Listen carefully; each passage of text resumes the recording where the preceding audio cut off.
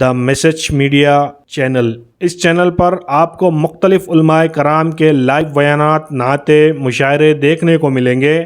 اس channel پر آپ کو مختلف علماء کرام کے اہم اور قیمتی بیانات دیکھنے کو ملیں گے۔ اس چینل پر آپ کو بہت سارے اہم اور قیمتی بیانات کی شارٹ کلپ دیکھنے کو ملے گی۔ اس چینل پر آپ کو روزانہ نئے عنوان پر 1 منٹ کی شارٹ کلپ دیکھنے کو ملے گی۔ ابھی تک اس چینل سے لاکھوں لوگوں نے دینی بیانات دیکھے اور دیکھ رہے ہیں۔ اگر آپ ابھی تک چینل سے نہیں جڑے ہیں تو ابھی دا میسج میڈیا کے تمام سوشل چینلوں سے جڑے، جیسے جوش، موج، انسٹاگرام، فیس بک، یوٹیوب۔ دین کی اہم، قیمتی اور مستند معلومات کے لیے آج ہی دا میسج میڈیا سے جڑے۔ اگر آپ اپنے کسی جلسے یا اجتماع کی معیاری ریکارڈنگ کرانا چاہتے ہیں تو آج ہی ہم سے رابطہ کریں۔ 8309475649۔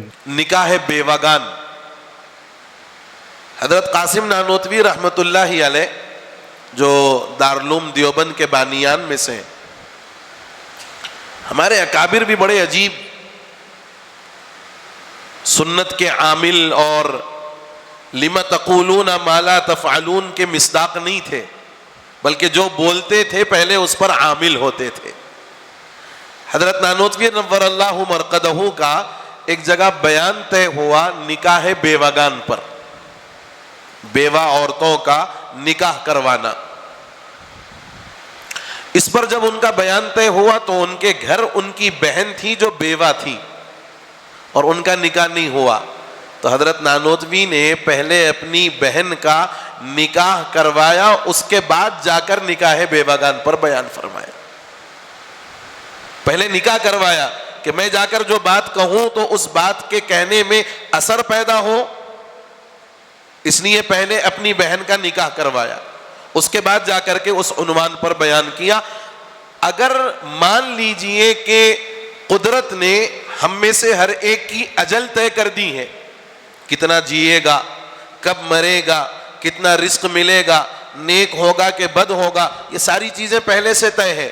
اگر کسی کی عمر 30 سال، 32 سال، 35 سال اتنی مقدر تھی، وہ اپنی زندگی جیا اور نکاح کیا تھا، اس کی کچھ زندگی نکاح کی گزری، اب اس کے بعد اس کا انتقال ہو گیا، کسی بیماری کی وجہ سے، کسی حادثے کی وجہ سے، کسی اور وجہ سے، طبعی موت، جو اللہ کو منظور تھا اس انداز سے وہ دنیا سے رخصت ہو گیا۔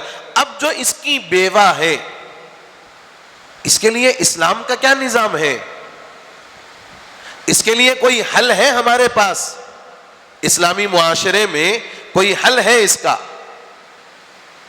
بیوہ ہو جائے، اگر سسرال والے اچھے ہیں تو وہ رکھیں گے اپنے پاس، اور اگر سسرال والے اچھے نہیں ہیں تو وہ نکال دیں گے، اس کو رائٹ کر دیں گے، گیٹ آؤٹ کر دیں گے۔ اب وہ جائے گی، جب تک ماں باپ ہیں تو ماں باپ کے ساتھ رہے گی، ماں باپ اگر چلے جائیں تو بھائیوں کے ساتھ اس کی زندگی گزرے گی، اور بھائیوں کے ساتھ وہ اکیلا نہیں ہوتا، اس کی اپنی فیملی ہوتی ہے۔ میں آپ کو بہت صاف الفاظ میں یہ بات کہوں کہ بہت سارے گھرانوں میں بیوہ بہنوں کا حال اس گھر کی نوکرانی سے زیادہ کچھ اور نہیں ہے۔ اس کو بھی ہے کہ میں بھی اپنی زندگی عزت کے ساتھ گزاروں، لیکن ہمارے پاس نکاح بیوگان کا رواج بالکل ختم ہے، تصور بھی نہیں ہے۔ قرآن کیا کہتا ہے؟ فَانْكِحُوا مَا طَابَ لَكُم مِّنَ النِّسَاءِ مَثْنَىٰ وَثُلَاثَ وَرُبَاعَ وَإِنْ خِفْتُمْ أَلَّا تَعْدِلُوا فَوَاحِدَةً أَوْ مَا مَلَكَتْ أَيْمَانُكُمْ۔ اس آیت کے تحت میں عربی کے ایک محقق نے لکھا ہے کہ نکاح 2 طرح کا ہوتا ہے، زواج الخائف، زواج الاصل۔ زواج الخائف، زواج شادی کو کہتے ہیں، خائف ڈرنے والا۔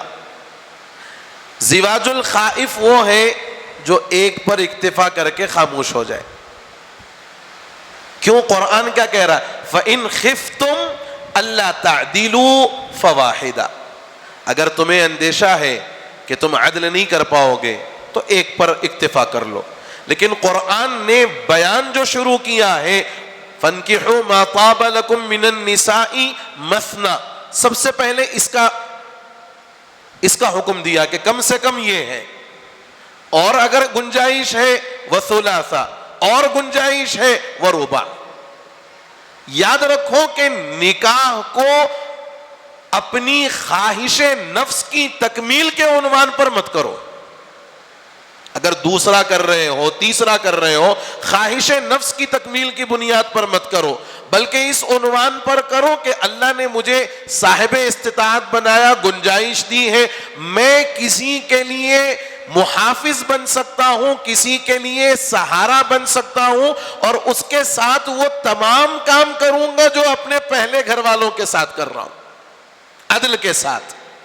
تو اس آیت کے تحت میں کہا کہ نکاح کی دو قسمیں ہیں، زواج الخائف، ایک تو ڈرنے والے کا نکاح وہ ایک ہے، اور ایک ہے زواج الاصل، کم از کم یہ ہے۔ ان بیوہ عورتوں کا پھر اسلامی نقطۂ نظر سے کیا حل ہوگا؟ کوئی برائی نہیں ہے، کوئی غلط بات نہیں ہے۔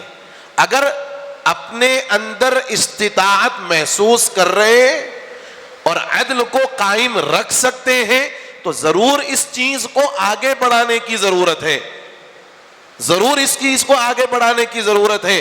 اور یہ عائلی نظام کا ایک بڑا بنیادی حصہ ہے، اس لیے کہ بہت ساری وہ عورتیں جن کے شوہروں کا انتقال ہو گیا، میں بڑی اچھائی سے اس بات کو جانتا ہوں، اور میرے علم میں یہ بات ہے کہ وہ بیوہ عورتیں اپنے بچوں کے روزی روٹی کے انتظام کے لیے جب کسی جگہ کام پر گئیں تو ان کا تعلق کسی غیر مسلم سے ہوا، ایمان کو چھوڑ کر اس غیر مسلم سے اپنی زندگی گزارنے کو تیار ہو گئی، اس لیے کہ اس کو چاہیے کیا؟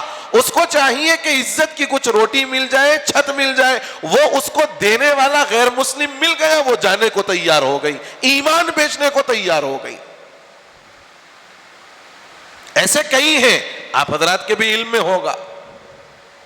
تو اس پر افسوس کرنے کے بجائے اور اس پر اپنے آپ کو کوڑنے کے بجائے اس کا وہ حل نکالو جو اسلامی نظام نے پہلے سے تیار کر کے رکھا ہے، پہلے سے اس چیز کو تیار کر کے رکھا ہے۔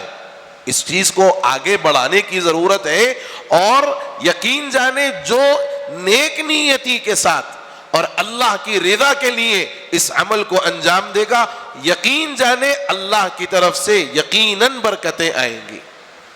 میں نے اس سے پہلے بھی کہا کہ ہم کوئی پالنے والے نہیں ہیں، ہم صرف ذریعہ ہیں۔ اور حدیث میں فرمایا گیا انما تنصرون وترزقون لضعفائکم، تمہارے جو کمزور ہیں، تمہارے جو گھر کے اندر چھوٹے ہیں، ان کی برکت سے تمہیں رزق دیا جاتا ہے، اور عورت مرد کے مقابلے میں کمزور ہے، اسی لیے اللہ نے فرمایا الرجال قوامون علی النساء،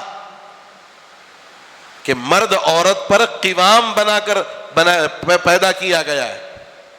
عمر enterprises wholesale kirana and general store, ہمارے پاس ماہانہ راشن ہول سیل قیمت پر دستیاب ہے۔ شادی، ولیمہ یا کسی بھی دعوت کے لیے معیاری اور شاندار کوالٹی کے سامان ہول سیل ریٹ پر دستیاب ہے۔ ہمارا پتہ یاد رکھے، مادنا پیٹ مارکیٹ نزدیک مسجد محمدیہ۔ اس نمبرات پر آج ہی کانٹیکٹ کریں 9700145714 77025705575۔ Umar enterprises wholesale kirana and general store.